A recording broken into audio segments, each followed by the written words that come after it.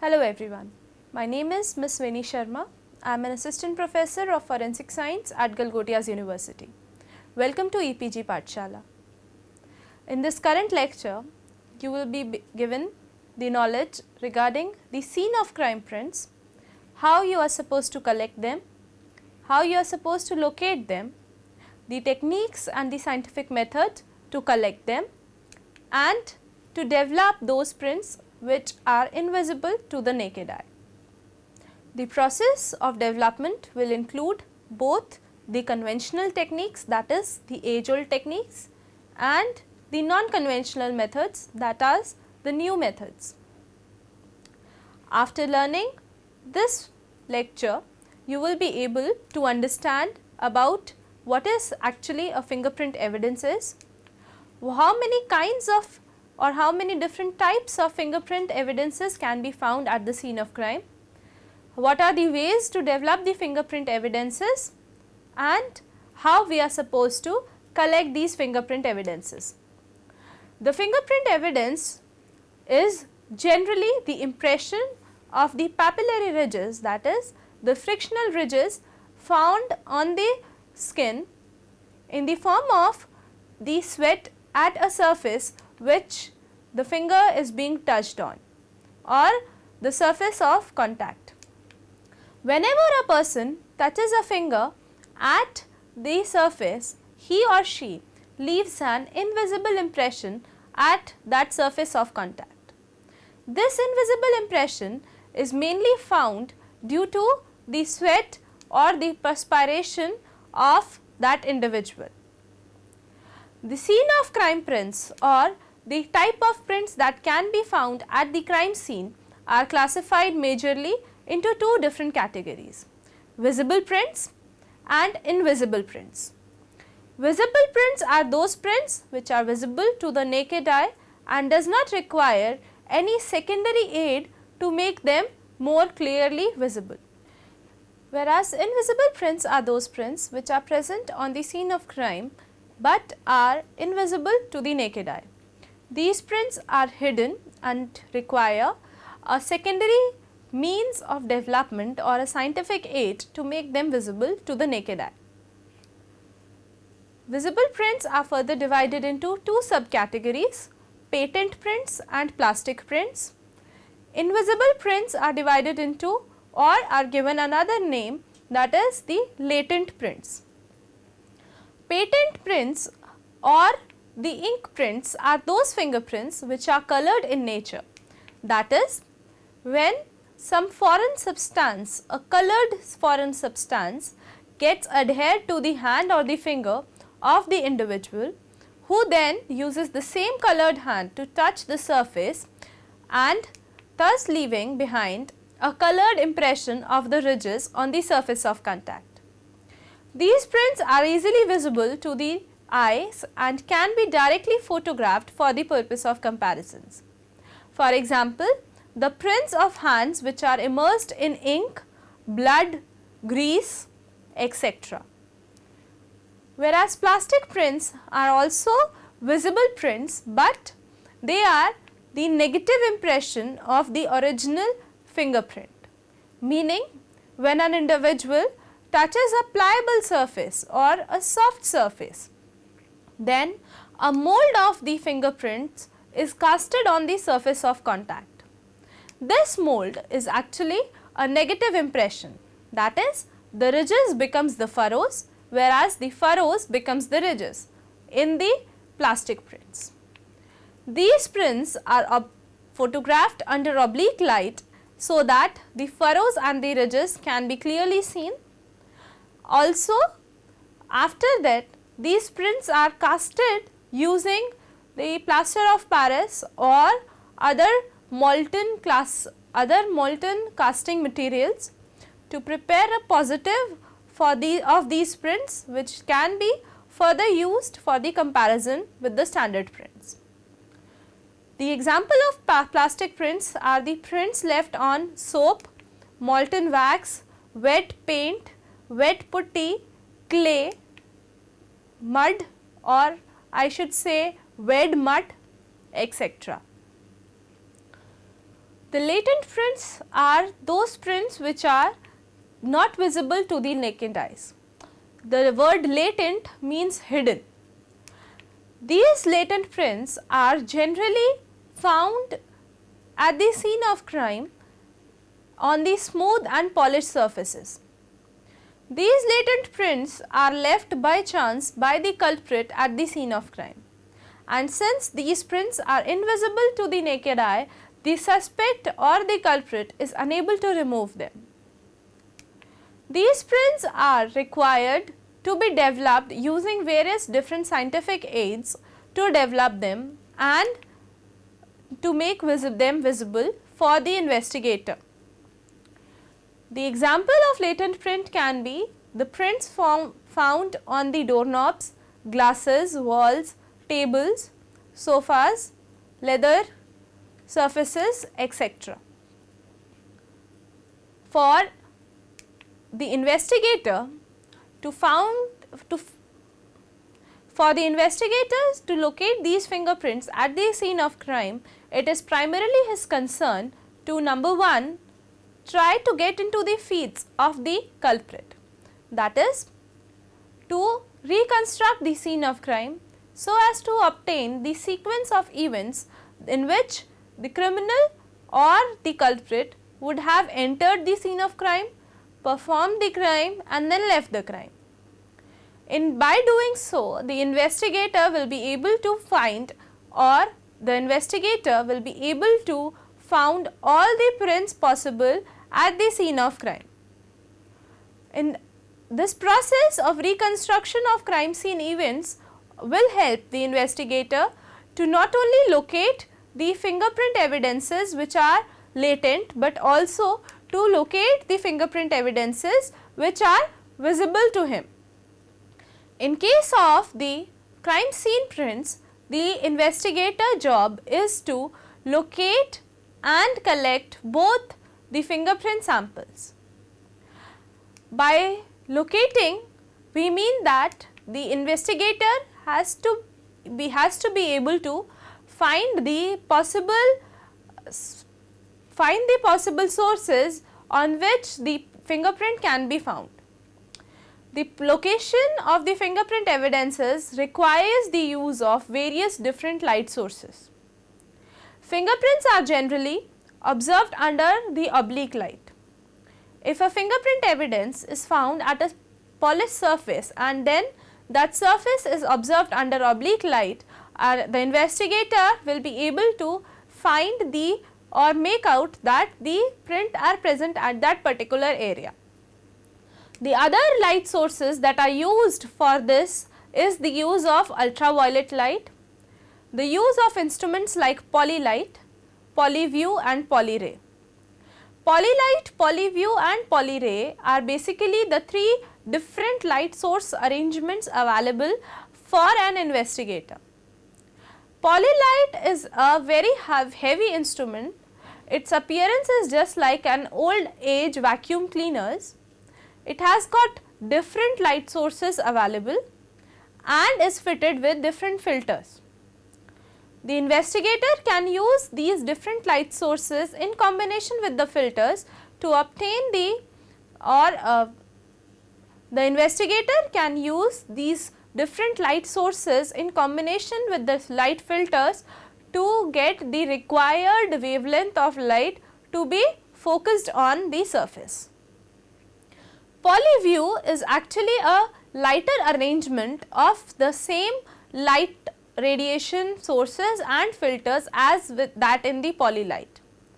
In place of, apart from that, polyview also has a special arrangement which makes it possible for the investigator to incline the light source at particular angles at the surface. Whereas polyray is a gun-like instrument available for the investigator. It is also fitted with different light radiation sources and filters. Since it is run on a battery and does not require a direct light source, does not require a direct electricity supply, therefore, this polyray can be taken to remote locations of crime scene also. After locating the fingerprint evidences at the different surfaces, it is the job of the investigator to collect these prints. In case of prints which are present on the movable surfaces, it is advised by the experts to the investigator to not to attempt to lift such prints, but instead if the surface or the article is movable, then the entire article or the surface has to be taken into custody, packed carefully and dispatched to the forensic science laboratory for further processing.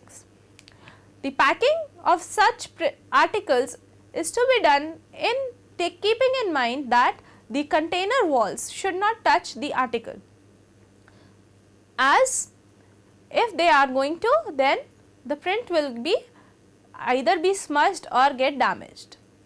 Also, such articles need not to be collected by using cotton or husk like material, as the constant touch of these cotton and husk like material will smudge the ridges or sometimes remove them. Another method used for collecting the fingerprints is the use of photography techniques. It is one of the most frequent technique used for preserving and collecting the fingerprint evidences, as photographs can be taken easily and stored for a longer period of time. While taking the photographs of the fingerprint evidence, one must keep in mind that the light that is being used has to be inclined on the surface in an oblique direction, because the fingerprints will only be visible only when the light is radiated upon them at an angle. Also, the photographer must keep in mind that he or she should use all possible filters to take the photographs of the fingerprints. These filters should be in contrast with the surface or the background on which the fingerprints are present, because the use of these filters will make it possible for the investigator and the expert to identify the fingerprint patterns and ridge characteristics easily. When the fingerprints are present on the immovable articles, then the process of lifting is used for the collection of fingerprints. The developed fingerprints are lifted using a cellophane tape, and in doing so, the investigator must consider that he or she should not apply excess of pressure on the fingerprint while lifting it, because if an pressure is applied, it may result into smudging of the prints. When the prints are present on soft or pliable surfaces, in that case the plastic prints are obtained. These plastic prints first has to be photographed, and then cast of them has to be prepared to preserve these prints. As one of the principle of forensic science says that like has to be compared with the like, and in doing so, these plastic prints positive has to be made, which is done using only and only the casting method. Sometimes the fingerprints are found on the surfaces on which the dust is present. These are not the pliable surfaces, but they are covered with dust. These prints are first to be photographed and then lifted electrostatically using aluminium sheets or by using DLK, that is the dust lifting kit. This dust lifting kit is responsible for the collection of the fingerprints which are found on the dust or on the dust covered surfaces. In this method, the dust particles are electrostatically charged and then lifted on an aluminium sheet. These charged particles stick on the aluminium sheet in the exact same position as they were there on the surface. When these prints are collected and when the scene of crime prints are located by the investigator, some of them, that is those which are latent prints, are needed to be developed using various scientific methods. The latent prints are developed using conventional and non-conventional techniques. The conventional techniques are those techniques which are being relied on from many years and are being still in use, whereas the non-conventional techniques are those techniques which are recent, new and advanced techniques and are generally used only in some specific cases. The conventional techniques are divided into three subcategories: the physical method, fuming method and the chemical method, whereas the non-conventional technique include the laser method of development. The physical method involves the use of powder technique, that is a fine powder of various colors is used to develop the latent fingerprint on a particular surface by using a camel hair brush. In the physical method, the prints are developed on the basis of adsorption technique. Due to the presence of sweat on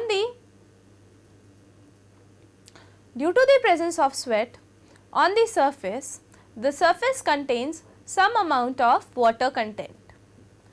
This water content helps the powder to stick on the surface wherever the sweat is present, and in doing so the print is developed. In the physical method, there are basically three types of powders that are used. The black powder is used to develop the print on light color surfaces. The grey powder is used to develop the prints from reflecting surfaces, and the fluorescent powder is used to develop the latent fingerprint present on the multicolored surfaces. In place of this, there are several other powders available which can be used depending on the color of the background or the color of surface of contact. The choice of powder depends on number 1 the surface of contact and number 2 the background color. The another technique which can be used for the development of fingerprints is termed as the fuming methods. The fuming methods uses the other sweat contents, that is the oil and the amino acids present in the sweat. The fuming method is the generally employed fuming methods are iodine fuming and cyanoacrylate fuming. In iodine fuming, the surface is suspected to the fumes of iodine crystals. These fumes, when comes in contact with the latent print, develops them into yellow brown color.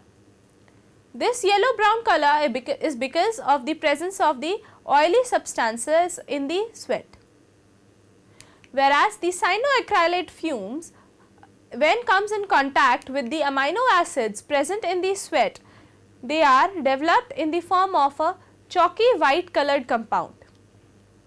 This method is found very useful when the prints are to be developed from fabrics, skin or the hairy surfaces where powder methods cannot be used.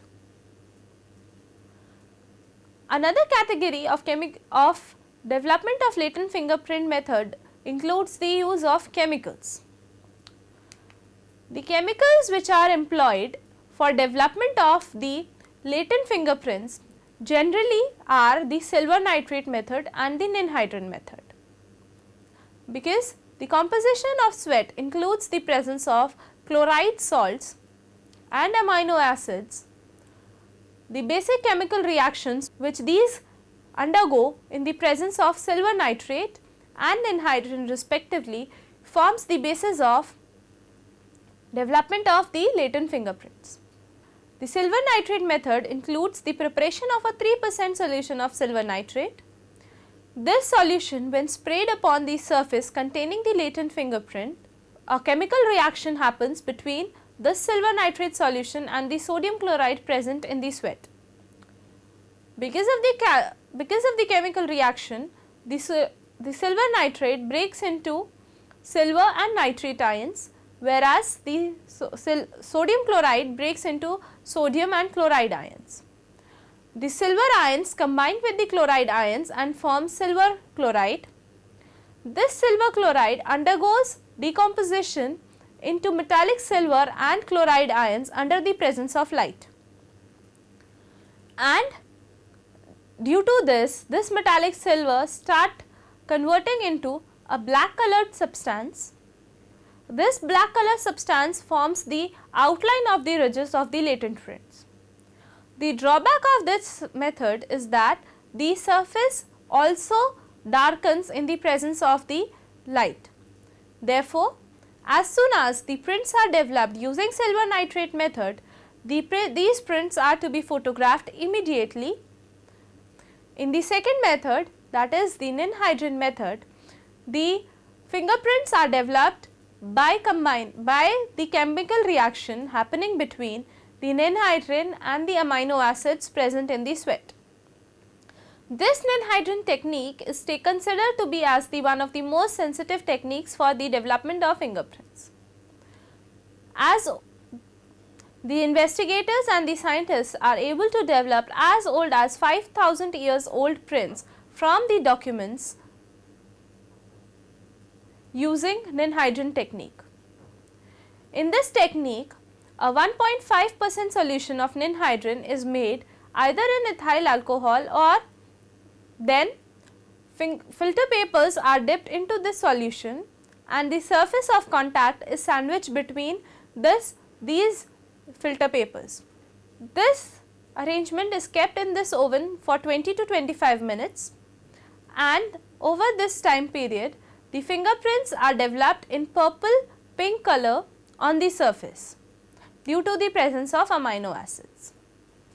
The development of latent fingerprints using non-conventional methods is when the laser is used to develop the fingerprints. In this method, the argon laser is focused on the surface bearing the latent fingerprint. When the laser is projected on the surface, the fingerprint shows fluorescence. This fluorescence is characteristic of the presence of sweat and is responsible for the development of the fingerprints. These developed fingerprints are then photographed under the UV light using various filters for their preservation.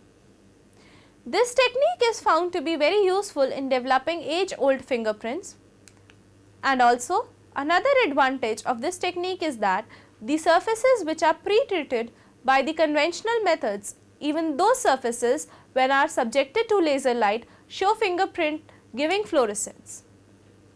Therefore, the surfaces such as human skin, majorly the dead body, fiber, carpets, clothes are generally subjected to this non-conventional method of fingerprint development. Fingerprint evidences are generally used in the court of law as the most important evidence for the identification of an individual. Since fingerprint evidences are infallible means of evidences and are generally most commonly found at the scene of crime, the tendency of the criminal to leave behind the fingerprint evidence increases more because the basis of fingerprint evidences being left behind is the rate of perspiration or the rate of sweating. When a person is nervous, the person tends to sweat more. Therefore, giving the chance to the fingerprints more and more to be left behind at the scene of crime. Fingerprint evidences, when are found at the scene of crime, are to be first located by the means of various different light sources. For example, the use of UV light, that is the ultraviolet light, the use of oblique light, the use of the special instruments such as polyray, polyview and polylight. In doing so, the investigator has to reconstruct the sequence of events in which the crime must have been, the crime might have been happened. If the investigator is able to reconstruct the sequence of events, he or she may not miss the latent fingerprints which are left behind the scene of crime. These latent fingerprints are developed using various conventional and non-conventional methods. By conventional methods, we mean that those methods which are used from very age-old techniques and are relied upon by various experts. Whereas the non-conventional methods are those methods which are new, though they are reliable but still are not used by most of the experts. The non-conventional methods includes the laser technique, whereas the conventional method includes the physical method, the fuming method and the chemical methods. The physical method include the powder technique, in which the powder is sprayed on using a camel hair brush on the surface of contact to develop the latent fingerprint. The fuming methods include the iodine fuming and the cyanoacrylate fuming, in which the surface of contact is made to come in contact with the fume of these chemicals, and yellow or chalky white colored latent fingerprints are developed respectively. The chemical method includes the silver nitrate and the ninhydrin technique. In the silver nitrate method, the prints are developed in black color, whereas in the ninhydrin technique, the prints are developed in the pink purple color. The scene of crime prints are not always latent. The scene of crime prints can be visible also. When they are visible, they are characterized or named under two different categories: patent prints or the inked prints, when certain foreign substance or ink is being applied on the hands and then that inked hands or fingers are touching the surface of contact. In this case, the ridges are already colored, and when they are impressed on the surface, the colored impression of them is left behind.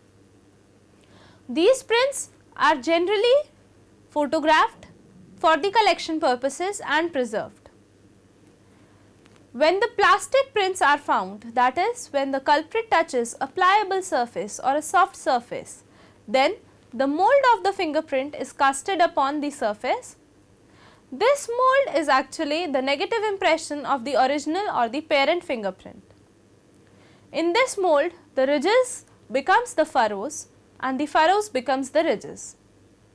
In doing so, this print has to be first photographed and then a cast of it has to be prepared, so that a like or a positive print is made available for the expert to compare with the standard print. These fingerprint evidences which are found at the scene of crime are termed as the scene of crime prints. These prints are generally needed for the investigator to summing up or to close the case. The presence of these prints not only confirms the presence of the culprit at the scene of crime, but also individualizes that criminal and remove the possibility of him or her not being at the scene of crime.